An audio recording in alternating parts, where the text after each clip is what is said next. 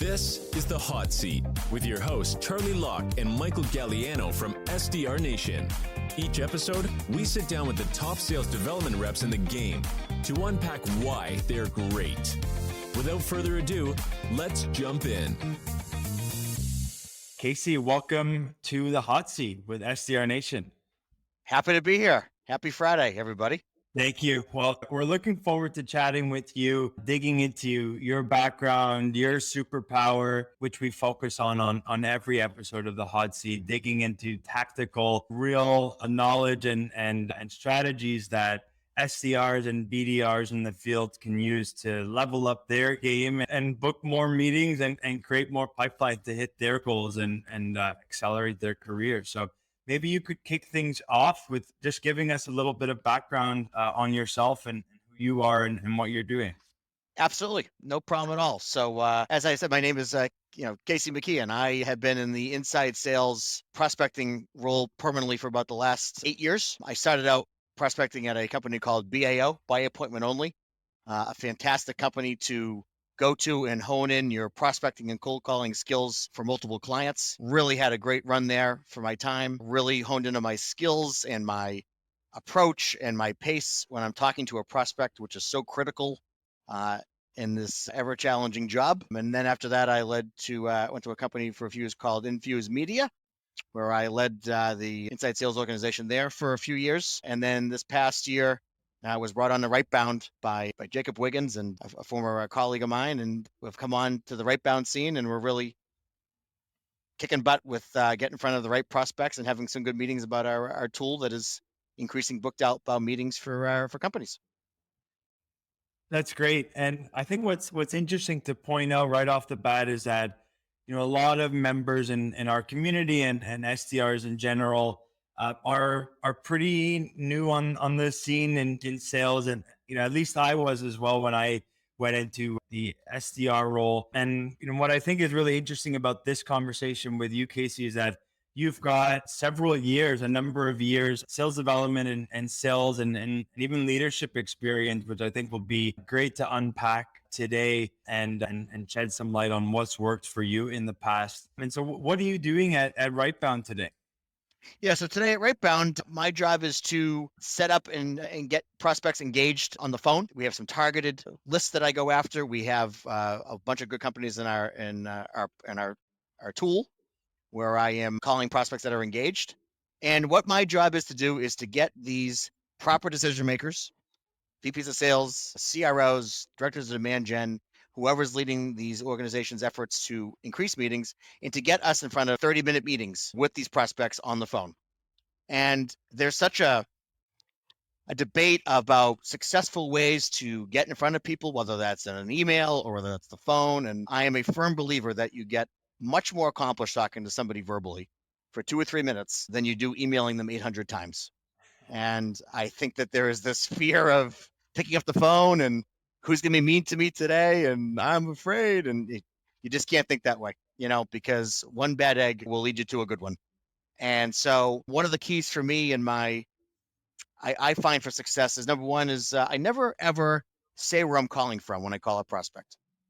I say, this is Casey McKeon. How are you? The reason I do that is because people do get inundated with phone calls. And I feel that by telling them where you're calling from right off the bat, you're already giving away, this is a vendor, this is a cold call. They're already turned off because they know that they don't work with me already.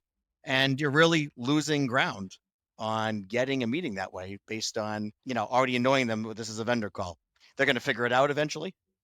But having a little icebreaker at the beginning and not saying where you're calling from, to me, is one of the key ingredients to getting someone engaged. At that point, I turn it into, the reason I'm calling you is I want to have a discovery call with you next week. So now they know, number one, they don't know where I'm calling from. They know that I want to meet with them next week. They still don't know where I'm calling from until I tell them afterwards, and I keep it in my back pocket till the time is right.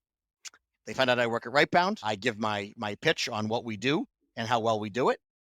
And then at the end of it is the most critical part to me, is getting to and by doing that, I look at people, I picture people in my head prospects who have 900 meetings a week. They have 3 kids. They've got 6 soccer practices. They've got 8,000 things in their head. So I like to simplify it for them by giving them 2 dates and 2 times. And at the end of that, I say, whatever time looks best for you.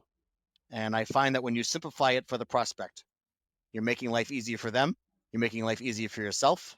When you say to somebody, do you have some time next week? Their initial thought is, yeah, let me look at the 9,000 meetings I have on Monday through Thursday and give me 5 minutes to figure it out, as opposed to keeping it simple, keeping it concise, and let them tell you the time that works for them. So that's really, from a process standpoint, those are the things I have found successful for myself. I love that you brought up this topic, and I mentioned to you just before we hit record that in my first month as an SDR, I was just absolutely scared of calling. I was the first SDR. I booked a meeting room, a boardroom, went in there, locked myself in there so no one could hear me. And I think a lot of people probably share that sentiment of being really nervous for whatever reason it is, of feeling rejection or getting hung up on or getting yelled at. I think it's actually a lot easier in some ways from that fear that we're all at home, or a lot of us are at home anyways, and can call from our home office without that fear. But for those that don't have that luxury, how do you help someone work through that initial fear as a new SDR or BDR? Yeah, it's a great question. I think what it comes down to is that this role for any company or any manager, like anything in life, to be honest, it's mental. You have to be mentally tough, and you have to be mentally in the right frame of mind more often than not. I think what happens for a lot of young reps, especially, is that they have a couple bad days, they get hung up on a few times, no one wants to meet with them, and they let those bad days trickle over to down the road where there's just tons and tons of other disappointments coming along with calls and meetings and not happening. And I think what happens is that you have to find the positive in each that occurs in the workday. So maybe it's you acquired 2 referrals to call somebody else, or maybe it's you set 2 meetings, but you had 6 people, tell you no. You got to focus on the good things that happen in the day, not the bad. There are going to be bad days. Sales is just that. It's bad days at times, but you have to just develop this mindset that I can have a bad day, but when I come back the next day, and if I can set 5 meetings the next day, then what happened the day before doesn't matter. Because that's really what it comes down to, is you have to let the whatever happens the day before, successful or failure wise, go. Because you carry that over to the next day, it's going to be dictated in your results, and it's also going to be dictated in your voice. And when the prospects hear you discouraged and hear you down, they could read that. They want to be feeling good about the person that's pitching them, not discouraged because the last 8 people have been rude to them. So that's the key to me, is it's all mental toughness with that space. And I want to go back to your framework for cold calling, because I think this is going to be very helpful. I already took a couple ideas for myself and my team actually from it. But you call, you don't say where you're calling from, which you explained, and then you start off by telling them what your goal is, to book a discovery call for next week, for example. You don't find that prospects are at that point thinking, why is this guy calling me, asking me for another meeting and another interruption, when I don't know what he's calling about, or why he's calling me? So how do you transition from that question to the value where I'm guessing there's not too much time that passes in between, while you can keep that person on the hook? Yeah, well, again, it's the ability to dance, right? You've got all kinds of different prospects when you call them. You've got those that you said, "This is Casey McKeon. How are you? Oh, yeah, what's this regarding?" Okay, you got to speed up the process a little bit. You have prospects who are going to be very engaging. "Yeah, I'm great. How are you doing? How's your week going?" Those are the people you want. Those people are going to be kind. They're going to be nice. Every person is different. There's an old saying, you can't pick your family, you can only pick your friends. I always say you can't pick the personalities of these prospects, you can only pick their title paths, right? I mean, that's just what it comes down to. So you have to be able to dance in the moment. And again, it's getting to the point, but it's also getting to the point where you have to be in charge of the phone call. I look at it and I say to myself, what is the purpose of me calling this person, no matter who they are? The purpose is to get them on the phone for a meeting, book the meeting, and make the meeting happen. I hear about people sometimes talking about, well, they ask the prospect if they have a minute to talk. Do you have 30 seconds? More often than not, you're just giving away the phone call in the first place, because they're usually going to say, no, I can't talk right now. And they might be able to talk, but by asking them if they're free to talk, you're letting them dictate the conversation. When at the end of the day, when it's you and it's your product and it's your pitch and it's your money, you need to be in charge of that phone conversation. Yes, you want the prospect to be happy with what's going on.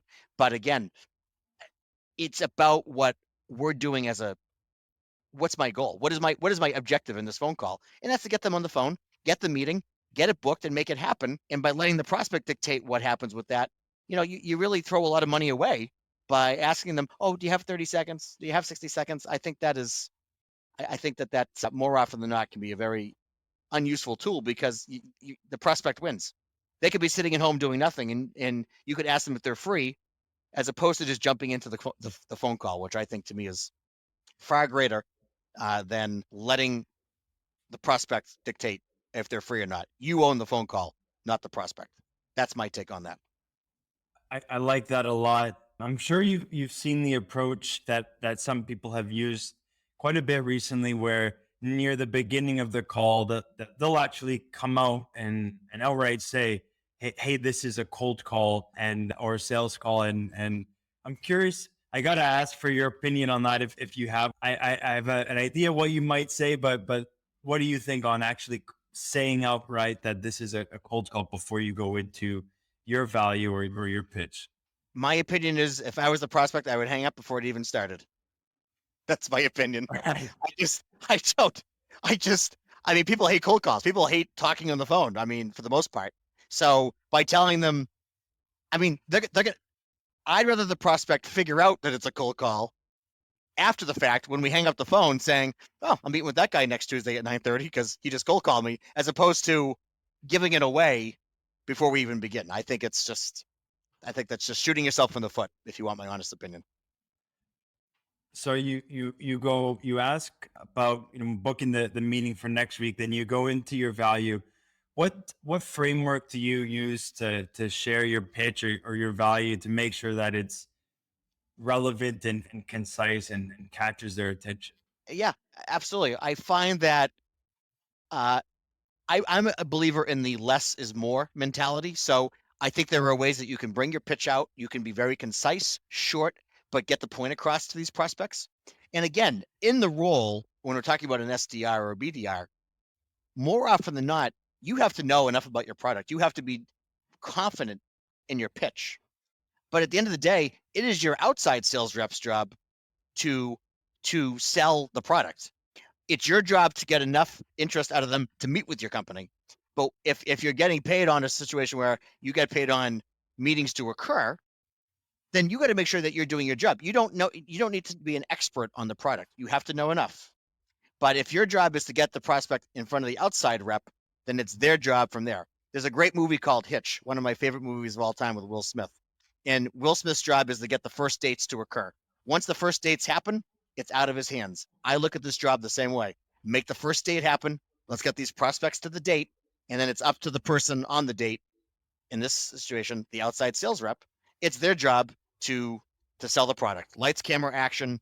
It's on your shoulders from here. That's how I view it. So before we talk about getting the prospect to show up for the first date, which I think is an important topic, what happens when you're at, you've shared your pitch, you've asked for the meeting, and you get the classic, I'm sure you've heard this 10,000 times, either let me think about it, or send me your case studies, or send me some information and I'll email you back next week. How do you approach that objection? Yep. So a couple ways I do that. Number one is, I will say to a prospect directly, in a nice way, you get 9 million emails a day, and I don't really want to be 9 million in one. So I will send you an email, but I want to make sure that's a valuable email. It's not going to be a waste of time. So as far as your team goes right now, how many BDIs do you have, and what tools are you using? I let them answer that question. Great. Okay. So what I'm going to do is this. I'm going to send you a couple slides. I'm not going to overdo it. The real value would be in a conversation, not emailing back and forth. If I send you the slides that you've asked for, and I send you some information that will be helpful, can we set up a tentative time for next week so that any questions you have on the information I'm going to send you, we can answer on that call? Does that sound fair to you, Mr. Prospect? That goes 3 ways. Yes, that's fair to me. Send me the email first, or I'll get back to you. I mean, those are really what it comes down to. And I find when you can do it that way, if they're really serious about meeting with you, by saying, is that fair? You're going to send them the email they want.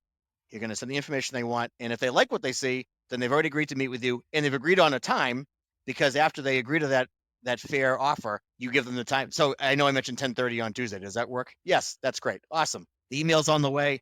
I'll put the tentative invite with it as well. And hopefully we can answer your questions next Tuesday. Have a great day. Thanks. That's how I would approach that. And if you get numbers 2 or 3, options 2 or 3 where they don't agree to it, you know, what one rule of thumb that I've used in the past is ask more than once. Ask in, you know, at least 2, if not 3 different ways or different times. Mhm. When you get option 2 or 3 in that scenario, do you let it be, or do you go a little bit further and ask again? Yeah. So what I'll do is, I try to be respectful too. I don't want to annoy the prospect either. I mean, let's call it what it is. They're already annoyed enough because I'm calling them, whether they admit it or not, they are. So what I'll do is, if it's a Thursday and I have that conversation, I'll send it on Thursday, the email, and then on Monday or Tuesday, but probably Monday, I'll email them back saying, hello, Mr. Prospect. Hope you had a great weekend. I'm just following up around that email I sent you. I'd like to have a conversation next week at 9:30. Let me know if that time can work based on what I sent you, and we'll go from there. And what I'll do sometimes is I'll send an invite. I will send an invite for the following week because I put on the email I wrote to them the time I want to meet. And 3 things happen. Decline. I read the information. We're not interested. Great. Take care. Give me another day to read the information and I'll reach out to you. Or I get is, yeah, actually, I read it. I'd like to ask a couple questions. Let's talk next Tuesday at 10:30. Again, it's about being in charge of the email too, not just being on the phone with the phone call, but it's in charge of, you dictate the process. The prospect dictates it to an extent, but when you're waiting around for a prospect to respond to an email, or when you're waiting around for someone to respond to a phone call or leaving a voicemail, which also doesn't work usually, you're just wasting your time, when by taking initiative with the phone call or with the email, you can get things done. And in your experience, Casey, when you're building out a cadence in sales loft or outreach, what has worked best for you in terms of how many calls and at what steps to actually put the calls in the cadence? So, the beauty of RightBound is that we have our tool is it shows prospects that have filled out a survey. It shows prospects that are engaged. They're lightly engaged. They're highly engaged based on what they've opened and what they've read, or a survey they filled out. So I have a good temperature of people on that level. But for me, it's just to me, the more activity you make with phone calls, the more success you're going to have, because if you're making a good amount of phone calls and you are not setting meetings, then you have to look at yourself and say to yourself, what am I not doing right? Because it's something that you're doing, as opposed to making 150 phone calls a day and then, setting 5 meetings and then knowing, okay, well, it's about activity. So I hope that answers the question properly. It does, and I think I've got 1 or 2 final questions before we wrap up today's killer episode. So you've got the meeting booked, and I know one thing my team has faced many times is, you know, the show up rate, and prospects don't show up, or like you said before, they realize it was a cold call after, and they don't want to be in a cold call, or they've got 100 other more important things than talking to a salesperson like you or I. So what are some things that you can do to improve the odds that they show up? Yep. Great. This is a great question. So I think sometimes what I've seen happen with a lot of reps is they set a meeting with someone. It's a good call. It's going to be good. It's 5 or 6 days out, and they don't touch it again. The invite gets out, it gets accepted, everything sits there, and they just let it sit, and they just hope that at 2:30, when that meeting's supposed to happen, that the prospect shows up. There's a couple things that I think are essential to this. Number one is the closer you book meetings in, the more likely they're going to happen. If I'm talking to somebody today and I set up a meeting for October 7th, that meeting is going to have to be, kept an eye on, because 2 weeks out, a lot of people's calendars change in 2 weeks. And let's call it what it is. People are not going to show up for calls. People are going to cancel. People are going to ghost. It's going to happen. It's just natural part of this whole role. But if you call a prospect like I did yesterday, for example, yesterday, and the meeting set up for Monday at 10 a.m., I'm fully confident that setting a meeting out 3 days out is going to be far greater to occur than a meeting that's going to not occur 2.5 weeks out. But to that point, which is aside from all that, the most critical part of this is you have got to verbally confirm your meetings, either on the phone, live, or on a voicemail. And the reason I say that is this. When a prospect gets an email saying, "Hi, so-and-so, we're looking forward to our call tomorrow. Does that time still work for you?" That gives the prospect 8,000 avenues to cancel that meeting, whether they have something going on or not. Because what happens is prospects look at their calendars a day or two out, and they say, what meetings do I have to go on? Which ones do I not have to go on? Which ones can I just not show up for? When you verbally call a prospect the day or two before a call and say, "Hi, Mr. Prospect, it's Casey McKeon. How are you?" Great. Hey, just calling you as a courtesy reminder. We're looking forward to our call Tuesday at 1 o'clock. We'll be on the dial-in at that point, and we will talk to you then. Have a great day. Hang up. The prospect says, "Thanks, you too." That's it. Because now what happens is that prospect hangs up the phone, right? He hangs up the phone. He looks at his calendar the rest of the week. And when he sees my call on there, he looks at it and says, "I have to go on that call," because he verbally called me and confirmed that they're going on it. As opposed to, which ones can I skip? Which ones do I not skip? When they remember that in their head, they have to go on it. What I also see is if a prospect is verbally confirmed for a meeting and they cancel it, they reschedule it because they also know that you've already not only set the meeting, but you've already verbally called to confirm it, and they feel bad and they feel they need to reschedule because you've put the effort in to make this call happen. You said it, you confirm it, and so verbally confirming your meetings is just essential. If you call someone once or twice and they don't answer, then the third time leave a voicemail. "Hi, Chris, so-and-so just calling as a courtesy. Looking forward to our outbound sales platform discussion Tuesday at 1 o'clock. We'll be on the dial-in. Have a great day." That's it. Voicemails don't do any good when you're trying to get a hold of somebody. Voicemails can be good when you're confirming a meeting because it shows the prospect that the meeting is important to you. I love that. I don't think I've ever tried that or thought of that before. That's awesome. I'm going to share that with my team this afternoon, and I think a lot of listeners are going to get value from that and a lot of the other tactics that you've shared on something that's really difficult but crucial to nailing the SDR role.